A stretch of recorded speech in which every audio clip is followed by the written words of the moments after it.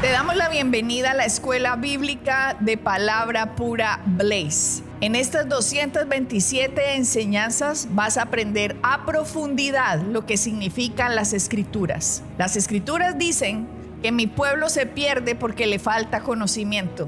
Y eso es lo que queremos hacer por ti, que tengas el conocimiento necesario para que aprendas lo que Jesucristo ganó por ti y para ti en el sacrificio en la cruz del Calvario. Por eso, manos a la obra, empieza a estudiar, que estas 227 enseñanzas te abrirán como nunca las Escrituras para el beneficio de tu vida y tu familia. Bendiciones.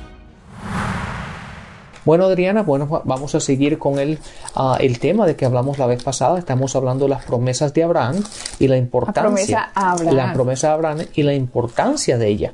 Y querías empezar por Gálatas 3 en el versículo 16, me parece, ¿no? Ahora bien, a Abraham fueron hechas las promesas y a su simiente. No dice y a las simientes, como si hablase de muchos, sino como de uno, y a tu simiente, la cual es Cristo.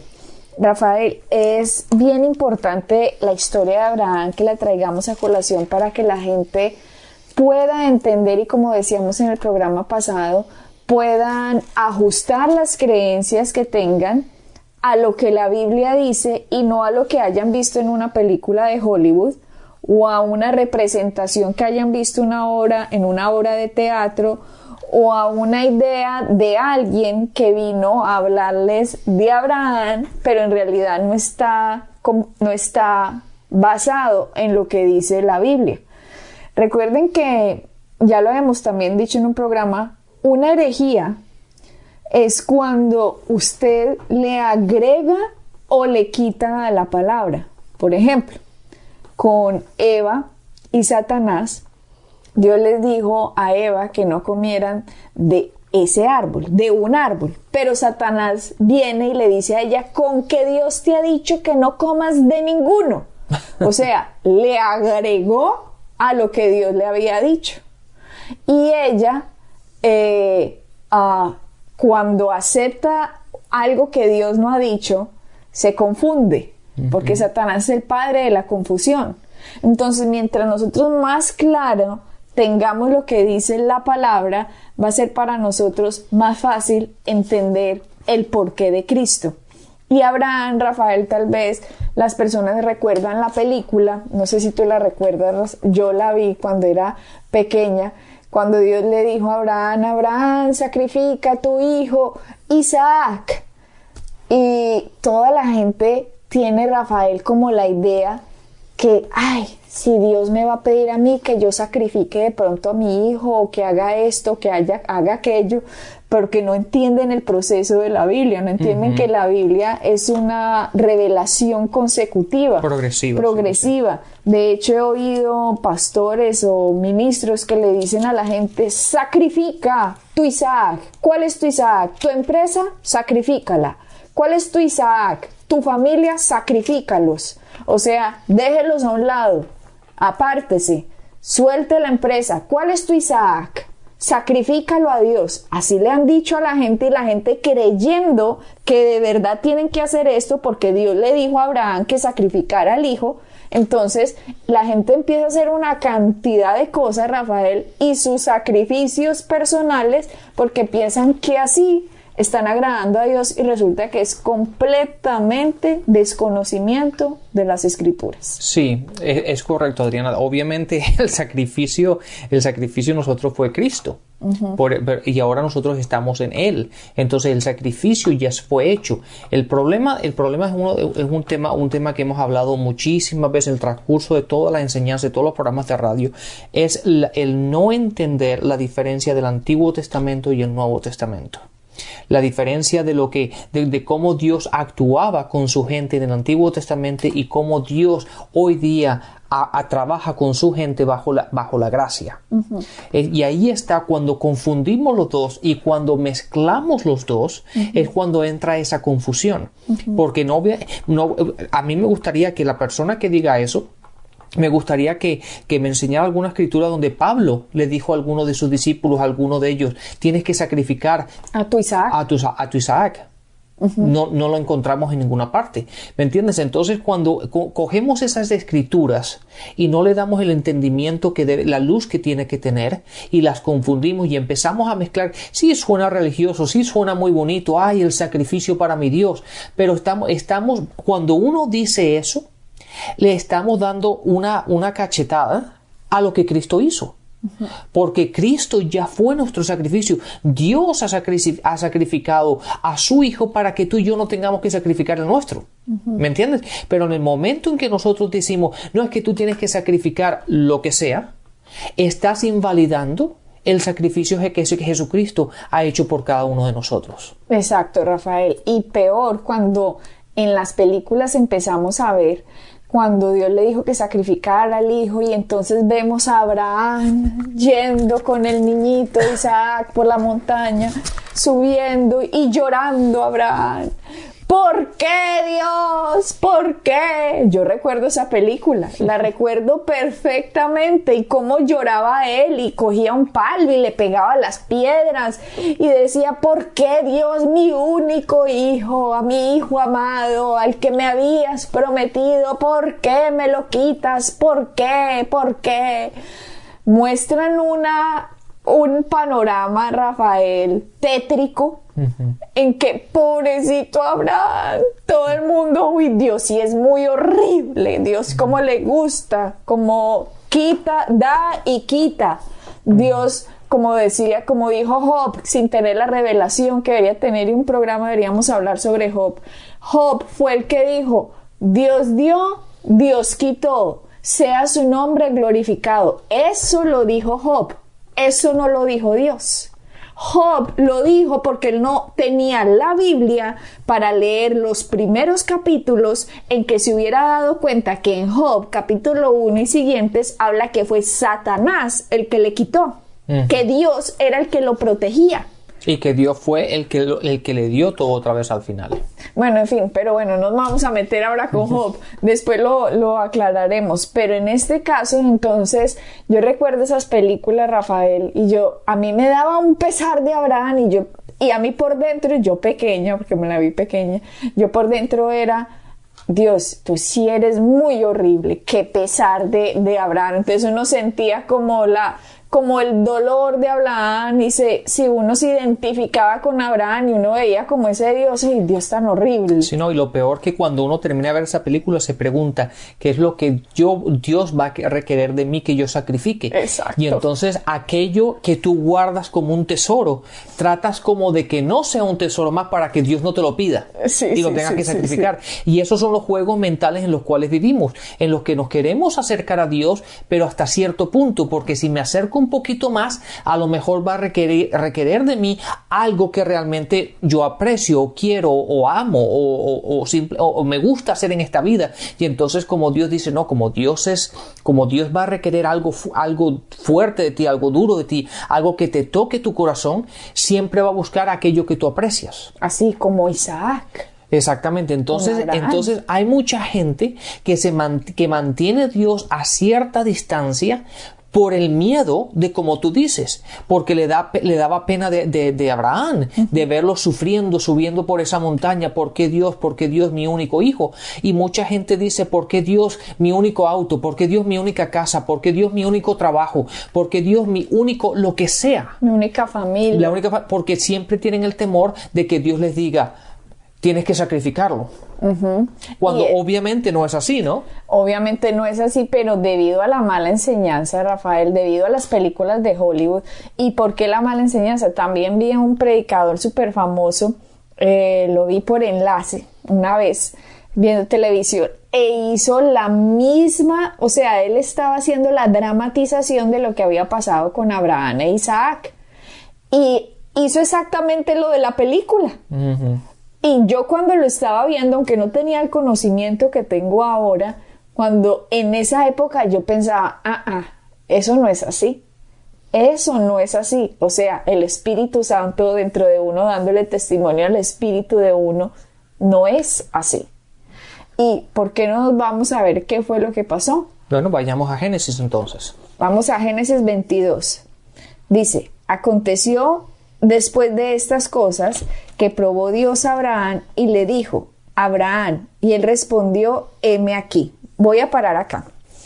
¿Por qué Dios estaba haciendo esto con Abraham, Rafael? Tenemos que entender, como dijimos en un programa, que han habido diferentes pactos a lo largo de la historia con el fin de llegar a Jesucristo, que es el último pacto y el verdadero pacto, y a donde apuntaban todos los pactos anteriores. Como en la caída de Adán, Satanás se había hecho el Dios de este mundo, Dios necesitaba encontrar a un hombre que pudiera caminar a través de la fe y no del temor, para que Dios pudiera intervenir, Trabajar por medio de él. Trabajar por medio de él, ya que la humanidad estaba perdida debido a la caída de Adán. Entonces, si Dios no encontraba un hombre que no hiciera caso de sus sentidos, sino que solo hiciera caso de la palabra de Dios, podía trabajar con ese hombre independientemente de que el ser humano había caído con Adán. Correcto. Okay. Entonces, con Abraham, Dios estaba buscando una puerta de entrada a la tierra de un hombre que caminara por fe. ¿Sabes qué, Adrián? Déjame poner un paréntesis ahora aquí porque acaba de decir algo muy importante. Lo que acabas de decir nos da a entender que Dios no hace las cosas cuando Él quiera como Él quiera. Él necesita el hombre para actuar en esta tierra. Entonces, cuando la gente dice, no, pero es que Dios hace lo que quiere. Dios no puede hacer lo que quiere. Dios necesita que un hombre trabaje. Para que Dios trabaje en esta tierra necesita un hombre. Entonces hay mucha gente que siempre se queda esperando a que Dios haga las cosas. Y la única manera como Dios puede hacer las cosas es por medio de nosotros. Por eso la palabra, como tú dijiste anteriormente y lo dijiste correctamente, que Dios estaba buscando un hombre. ¿Por qué? Porque Dios necesita la entrada legal a esta tierra, es el hombre. Y Dios, como es espíritu, no puede, porque le dio la autoridad al hombre, obviamente el hombre la perdió por Adán, pero la tiene el hombre en la tierra. Entonces Dios necesitaba buscando la entrada, una puerta para poder actuar. La tienen los seres humanos con cuerpos, son los que Dios les dio la autoridad en el inicio, ¿cierto? Por eso cuando en el inicio en Génesis 1 dice, en Génesis 1:26, dice, hagamos al hombre a nuestra imagen conforme a nuestra semejanza y señoree en los peces del mar, en las aves de los cielos, en las bestias, en toda la tierra. Dios le dijo, señoree en toda la tierra. Dios le dijo a un ser humano con cuerpo, con sangre, con carne, de cuerpo, de carne, de hueso, de carne y sangre, que señoreara. Ahora, si Dios se mete aquí a la tierra, como tú dices, y eso ya lo explicamos en un programa pasado, pero yo lo digo simplemente por refrescar a la memoria de la gente, por eso Jesucristo tuvo que venir a la tierra con cuerpo, de un cuerpo de carne y sangre y hueso, porque si viene como espíritu, no hubiera tenido entrada legal, porque Dios en el inicio dijo que el hombre era el que tenía que señorear, no los espíritus. Exactamente, esa ley que tú acabas de leer en el capítulo 1 de Génesis, esa ley la estableció Dios, pero lo limitó a él, en el sentido de que para entrar y actuar en los affairs, como se dice, en las situaciones, en los asuntos del hombre, Dios necesitaba utilizar un hombre. Aquí en Génesis 22:2 dice, y dijo, toma ahora tu hijo, tu único, Isaac, a quien amas, y vete a tierra de Moriah, y ofrécelo allí en holocausto sobre uno de los montes que yo te diré. Observa que en el capítulo Génesis 22:2 le está diciendo que sacrificará al hijo. Pero si miramos en capítulos anteriores, Dios le había prometido a Isaac, a Abraham, diciéndole que en Isaac te será llamada descendencia. Esa fue la promesa que Dios le había dado a Abraham de su hijo Isaac con Sara. Correcto. Le dijo, en él te será llamada descendencia. O sea, en él usted va a multiplicar toda su familia. Dios le había dado una promesa a Abraham y Dios no miente. La palabra dice que Dios no es hombre para que mienta. Exactamente, Adriana, de eso, yo sé que no hemos llegado ahí, pero hay 7 aspectos en esa promesa, y el segundo aspecto de esa promesa es que lo iba a ser una gran nación, ¿verdad? Entonces, obviamente está hablando de eso, de su hijo Isaac. En Génesis 22:2, cuando le dice que lo sacrifique, ¿tú qué crees que puede estar pasando por la mente de Abraham? Si primero Dios le dijo, en Isaac te será llamada descendencia.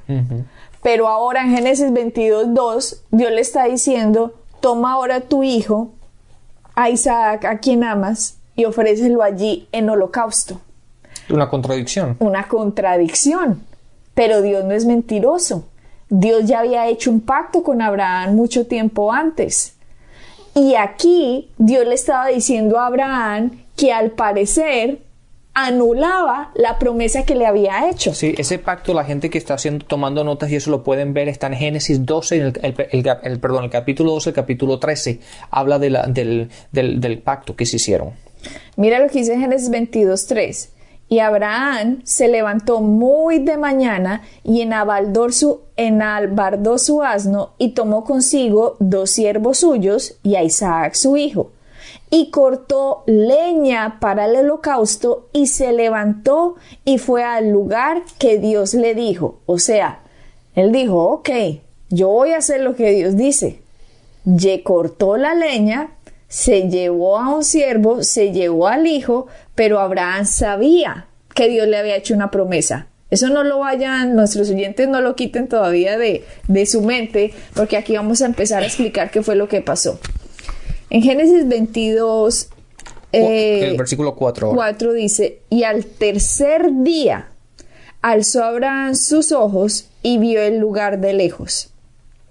Entonces dijo Abraham a sus siervos, esperad aquí con el asno, y yo y el muchacho iremos hasta allí y adoraremos y volveremos a vosotros. Esto no salía en las películas, Rafael.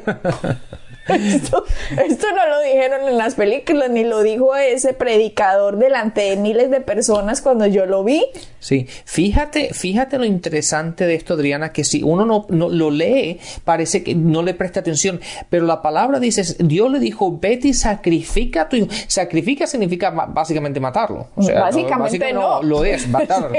O sea, entonces Dios le está diciendo, ve y sacrifica, mata a tu hijo. Ajá.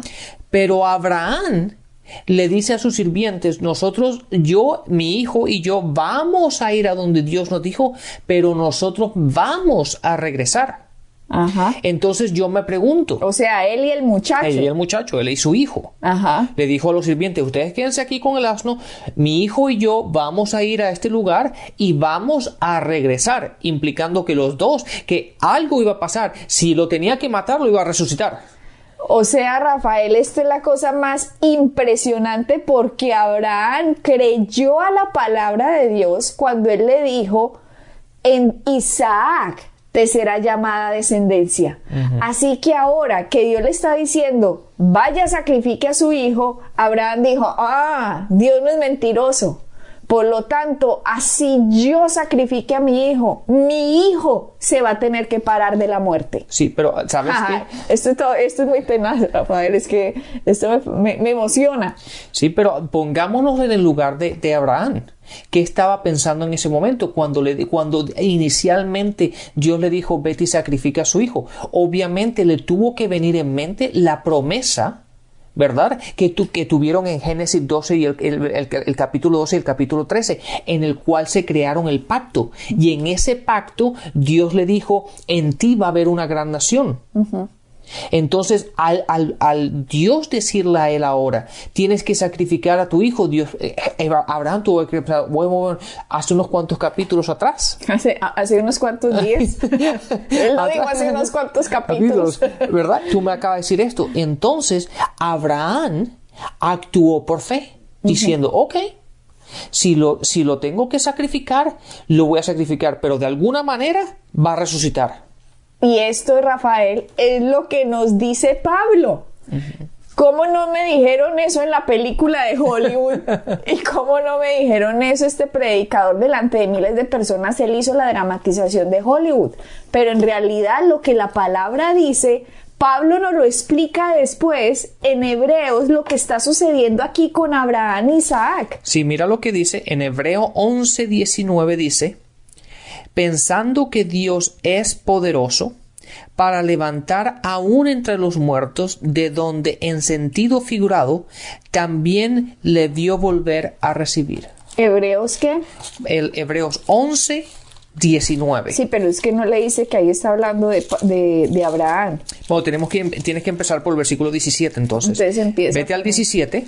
Dice Hebreos Dice, por la fe 11, Abraham. 17. Mira pues.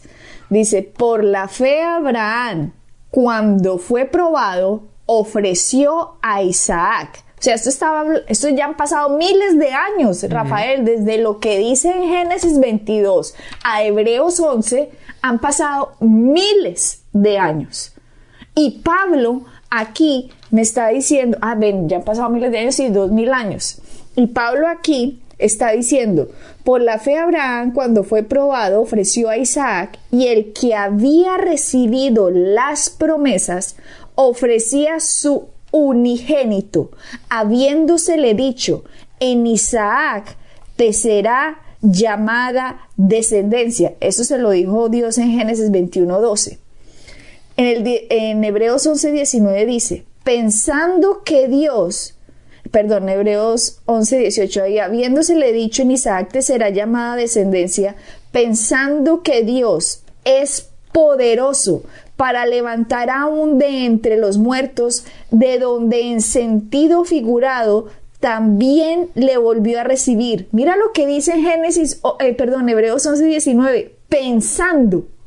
O sea que Abraham estaba pensando mientras iba a sacrificar a su hijo que Dios es poderoso para levantármelo de los muertos, así yo lo mate. Claro. ¡Wow! Y Abraham no había visto ni un muerto resucitado.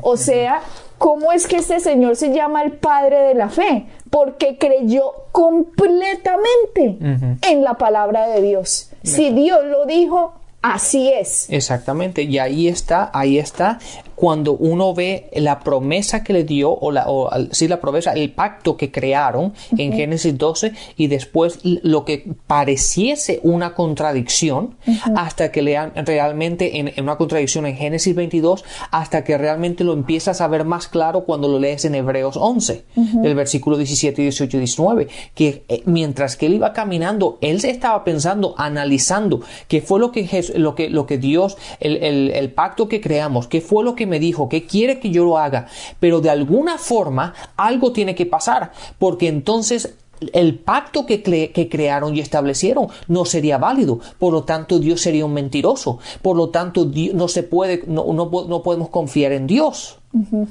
Entonces él sabía que Dios algo iba a pasar, y que si él realmente lo tenía que matar, Dios lo iba a levantar entre los muertos. ¡Qué fe! Con razón se llama el padre de la fe. Sí. Rafael, que nosotros creyéramos así cuando Dios dice, por las llagas de Cristo hemos sido sanados, que creyéramos en esa palabra por encima de lo que estuviéramos viendo. Cuando la palabra dice, en Cristo somos nosotros más que vencedores, que creyéramos en eso más de la circunstancia a la que nos enfrentamos, que creyéramos que Él se hizo pobre para que fuéramos enriquecidos, que creyéramos en eso más que la miseria y la pobreza y la mentalidad de pobreza con la que hubiéramos crecido y vivido y nos enseñaron, y en la casa, y pobrecito yo, y qué pesar de mí. No, que creyéramos más en la palabra, que pensáramos en lo que Él hizo y le diéramos el valor tan impresionante que se merece, así como Abraham, que creyó que Dios lo que le dijo era cierto, y por lo tanto, si era necesario, Él iba a matar, porque sabía que Dios se le paraba al hijo de los muertos. Exactamente. Adriana, ¿sabes? Uno de los problemas que nos encontramos hoy día es que el peso, el valor de la palabra ha sido diluido. Entonces, y es lo que pasa hoy día. Muchas veces la gente habla por hablar. Y cuando se dan cuenta cómo se contradicen, y cuando dicen cosas que realmente no son, dicen, bueno, es que son palabras simplemente. Yo no quería decir eso.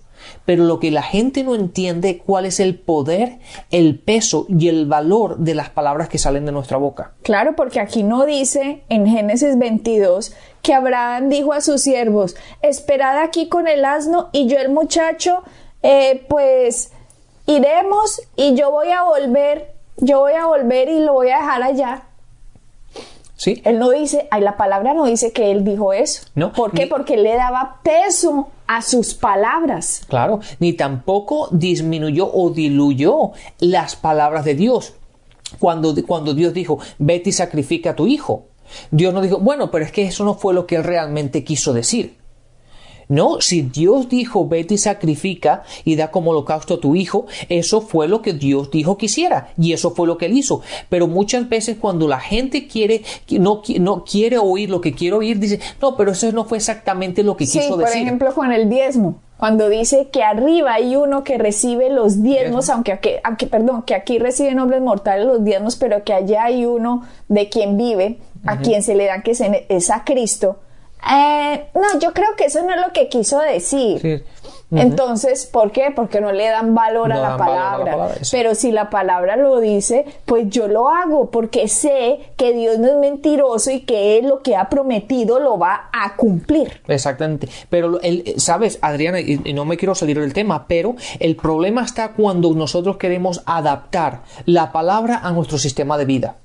En vez de aceptar la palabra como es y nosotros ajustar nuestro sistema de vida a la palabra sin diluirla, sin cambiarla, exactamente como está. Si la palabra, como tú dijiste, habla de los diezmos y habla del ofrendar y si Dios lo dijo, es. Y si Dios dice que por esa acción, haciéndolo en fe, tú vas a ser bendecido y vas a ser protegido, así lo es. No hay que analizarlo, no hay que preguntarle, pues déjame ver a ver si funciona. No, si Dios lo dijo, es así. Y si Dios lo dijo, funciona.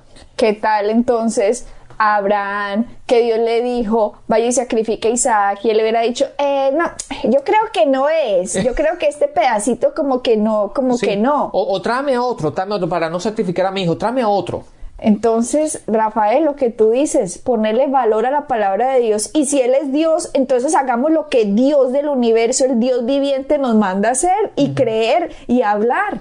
Así es como tenemos que actuar. Cuando leemos la palabra es autoridad final, sin tenerla que cambiar, ni adulterarla, ni diluirla.